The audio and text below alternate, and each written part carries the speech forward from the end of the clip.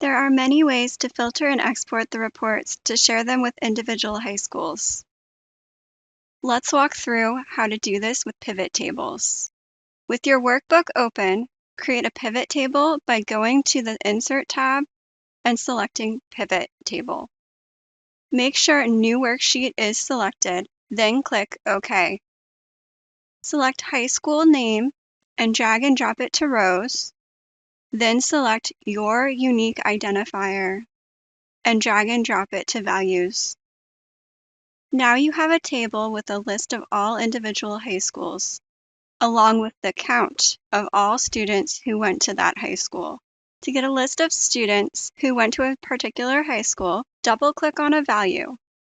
This will bring up a separate tab with the list of students. Making sure that you're on the tab, go to File, Save As, enter a file name such as the high school's name, ARR.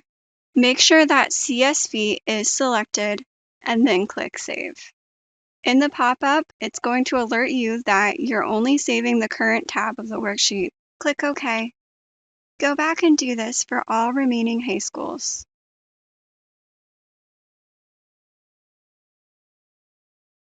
After you've done that, you're ready to share via your normal method. This concludes the tutorial.